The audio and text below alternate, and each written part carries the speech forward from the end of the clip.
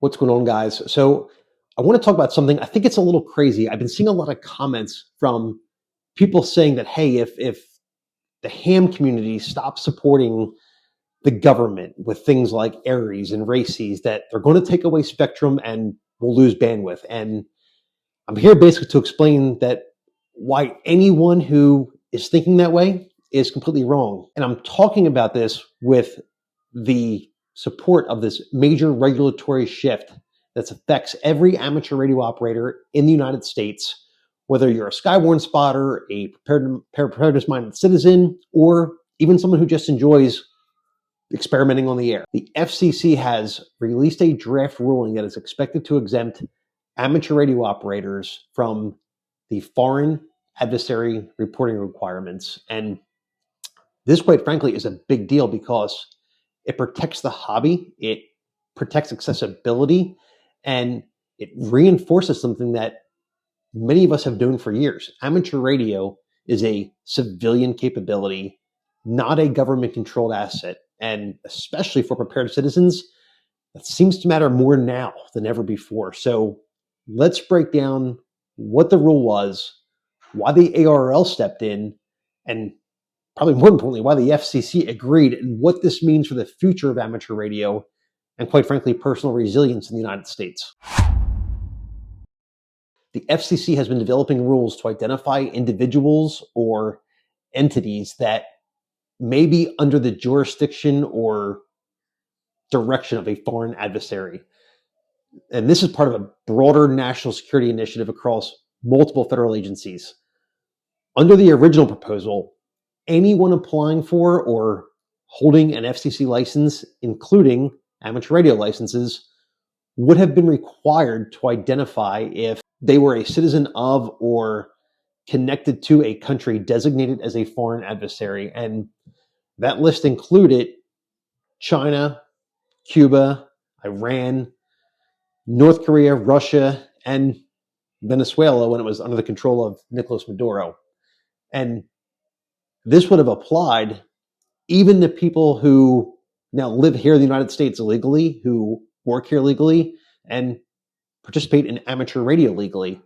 And the administrative burden would have been enormous. And the national security benefit, quite minimal in comparison.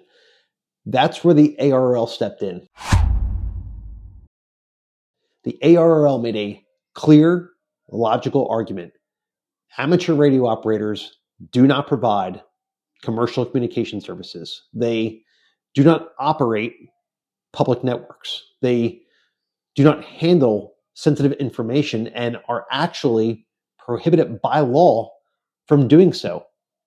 And it kind of went on just further to kind of say that amateur radio is non-commercial, it's hobbyist, it's educational, it's community focused, and intentionally separate from critical infrastructure. The ARRL also pointed out that amateur radio operators, they don't sell communication services. They don't run any sort of commercial networks.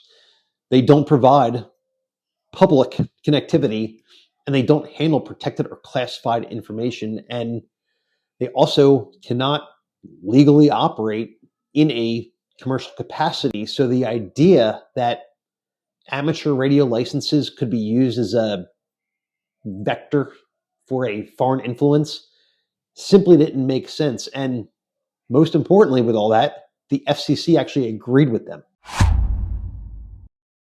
In the draft report and order, the FCC cited the ARRL's comments extensively. They stated that the national security risk posed by amateur radio licenses is at best minimal because amateur radio has no meaningful connection to the commercial communications networks used by the public. They also had some forward thinking here and extended this logic to GMRS, the commercial radio operator license holders, your personal radio services, the voluntary antenna structure registrants, and the FCC recognized the fact that requiring millions of individual licensees to file foreign adversary disclosures would create a massive administrative overhead with almost no public benefit. So they moved to exempt amateur radio entirely. This exemption matters for several reasons. It protects operational freedom.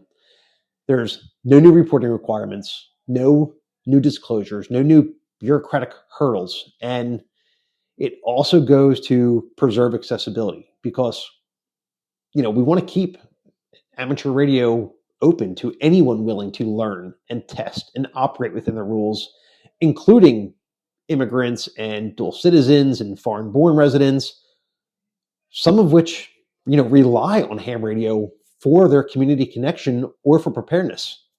Now, this ruling, it also acknowledges the true nature of amateur radio. The FCC is saying out loud that amateur radio is not a national security threat, and that's really important because it reinforces the value of amateur radio in community level resilience, whether it's Skywarn, your local nets, if you're using it for neighborhood coordination, just to have an off-grid capability for that real-time reporting, whether you're giving it or receiving it. These are the strengths of amateur radio. And quite frankly, none of them require national security oversight. Now, let's talk about something that rarely gets acknowledged in any sort of official documents, but we all know absolutely matter in the real world. The prepared citizens.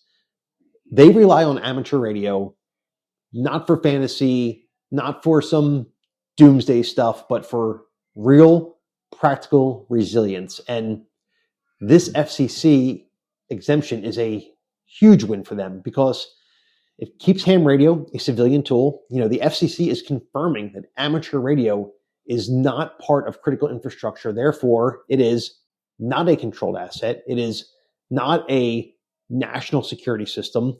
And for prepared citizens, that means, just like with all the regular users, that there is no new oversight, there are no new restrictions, there is no new reporting, there's no entanglement with government systems. So it allows ham radio to stay independent. It also protects the access for the preparedness immigrants and dual citizens. Many preparedness-minded people come from countries with very unstable governments or very unreliable infrastructure. That's what that got them into preparedness to begin with. So this exemption ensures that they can still get licensed, operate legally, build community networks. If they're learning and get involved, they can participate in Skywarn, and they can train for emergencies without being flagged or burdened by any sort of unnecessary reporting. And then it also reinforces the whole decentralized capability preparedness is built on. Individual skill, local networks, off-grid power, portable antennas. If you want to operate on simplex, HF, have mesh networks, WinLink, just whatever you want to do to have those neighborhood level comms. The FCC's ruling keeps all of that accessible. Now, it also kind of acknowledges on the back end that the whole institutional MCOM is fading, just like we've been saying. Public safety has evolved. Their systems are more redundant. They're not perfect, but they're more redundant. They're more hardened. They're more robust. And again, this old fantasy of amateur radio being activated to save the day is gone. But the role of amateur radio in personal and community resilience, that's stronger than ever. And this ruling reinforces that the future of ham radio really is localized, decentralized, grassroots, civilian, and preparedness driven. And quite frankly, from my point of view, that's exactly where it belongs. Here's the bottom line, just to kind of wrap this all up and, bring it home. The FCC, based on this ruling, they're poised to exempt amateur radio operators from this foreign adversary reporting requirement. And that's a win for the hobby. It is a win for accessibility. And it's a win for prepared citizens. It protects the independence of amateur radio. It really preserves its civilian nature, and it keeps that barrier to entry kind of low. And it reinforces the truth that amateur radio strength has always been in the hands of the individuals, not institutions. So as we move forward, remember this: the future of amateur radio, it isn't races, it isn't Aries, and no matter what, it's not bureaucracy. It's capability, it's community, it's resilience, and ultimately, it's you. I think that's something worth protecting. So, guys, I just wanted to get this update out there. This ruling just came out from the FCC, should be moving forward. Let me know your thoughts on any of this in the comments, and with that, we'll see you on the next one. Be safe. Yeah. More strategies in the building. Tactical mind, stay ready. Let's go! Yeah. Yeah. Yeah.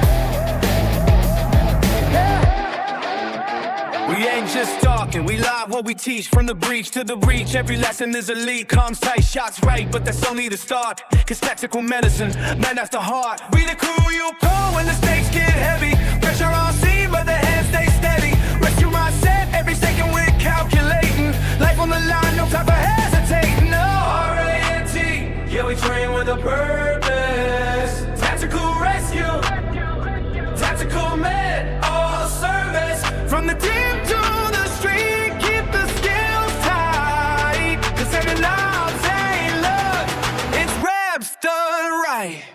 SWAT stack moving, but the medic's in the flow. If a teammate drops, we already know. Turn a kid fast, that way lock, bleeding, stop, stabilize, mobilize, evac non-stop. But it ain't just teams, civilians need the knowledge. Every home, every job, more power than a college. Preparedness ain't fear, it's a mindset shift. And RANT brings the tools so your whole crew's equipped. Oh, RANT, yeah, we train with a purpose. Tactical rescue, tactical med, all service.